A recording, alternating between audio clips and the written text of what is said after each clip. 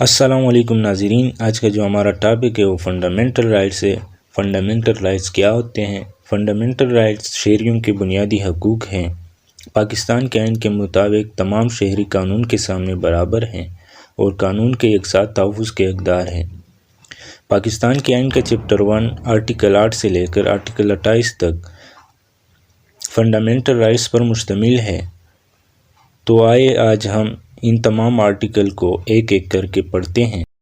Fundamental rights کا پہلا article article 8 ہے۔ آرٹیکل 8 کہتا ہے laws inconsistent with or in derogation of fundamental rights to be void, یعنی بنیادی حقوق سے متصادم یا ان کی تذلیل کرنے والے قوانین کو کالعدم قرار دیا جائے گا، یعنی کوئی بھی ایسا قانون نہیں بنایا جائے گا جو بنیادی حقوق کے خلاف ہو۔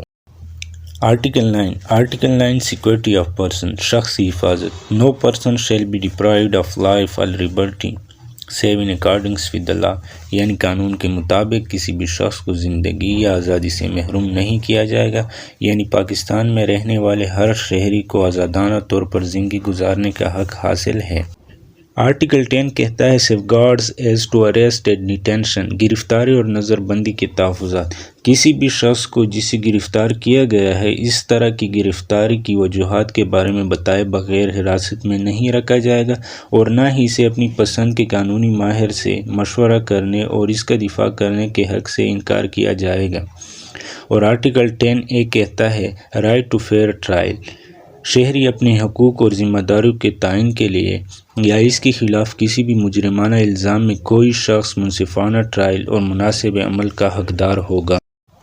آرٹیکل 11 جو ہے وہ سلیوری اور فورسڈ لیبر کے بارے میں ہے، یعنی کہ آپ کسی بھی شخص کو غلام نہیں بنا سکتے اور نہ ہی اس سے زبردستی کوئی مشقت وغیرہ لے سکتے ہیں۔ آرٹیکل 12 یہ ہے کہ پروٹیکشن اگینسٹ ریٹروسپیکٹیو پنشمنٹ، یعنی سابقہ سزا کے خلاف تحفظ۔ اس کا مطلب یہ ہے کہ آپ نے کوئی جرم کیا ہے اور قانون بعد میں بنا ہے تو اس نئے قانون کے مطابق آپ کو سزا نہیں دی جائے گی۔ آرٹیکل 13 کہتا ہے کہ پروٹیکشن اگینسٹ ڈبل پنشمنٹ، یعنی کسی بھی شخص کو ایک جرم پر دوبارہ سزا نہیں دی جا سکتی یا ایک جرم پر دو قسم کی سزائیں نہیں دی جا سکتی۔ آرٹیکل 14 جو ہے وہ ہے انوائلیبلٹی آف ڈگنیٹی آف مین، یعنی انسان کے وقار کی ناقابل تسخیریت وغیرہ، یعنی کسی بھی شخص کے وقار، عزت وغیرہ کو آپ نقصان وغیرہ نہیں پہنچا سکتے ہیں۔ آرٹیکل 15 کیا ہے؟ آرٹیکل 15 ہے فریڈم آف موومنٹ، یعنی نقل و حرکت کی آزادی۔ ہر شہری کو حق حاصل ہوگا کہ وہ عوامی مفاد میں قانون کی طرف سے لگائے گئے معقول پابندی کی تابع پورے پاکستان میں داخل ہونے یا کسی بھی علاقے میں آزادانہ طور پر جانے کا حق رکھتا ہے۔ آرٹیکل 16 جو ہے وہ فریڈم آف اسمبلی کے بارے میں، یعنی اجتماع کی آزادی۔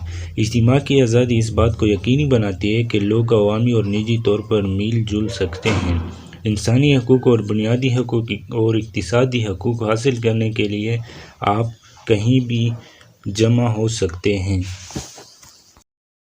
آرٹیکل 17 جو ہے وہ فریڈم آف ایسوسیشن ہے، یعنی انجمن کی آزادی۔ کسی بھی انجمن میں آپ آزادانہ طور پر داخل ہو سکتے ہیں، یعنی یا شرکت کر سکتے ہیں۔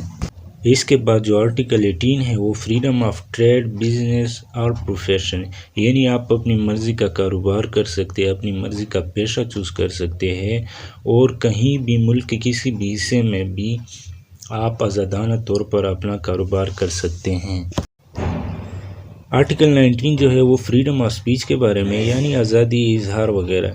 آپ اپنے خیالات کا اظہار آزادانہ طور پر کر سکتے ہیں، آپ پر کوئی پابندی نہیں ہے۔ اور آرٹیکل 19A جو ہے رائٹ ٹو انفارمیشن، ہر شہری کو عوامی اہمیت کے معاملات میں معلومات تک رسائی حاصل کرنے کا حق حاصل ہے۔ آرٹیکل 20 جو ہے وہ freedom to profess religion and to manage religious institution, مذہب کا دعویٰ کرنے والے اور مذہبی آزادی ہر شخص کو حاصل ہے، یعنی مذہبی اداروں کی خدمت اور دیکھ بھال کا حق ہر فرقے اور ہر مذہب کو حاصل ہے۔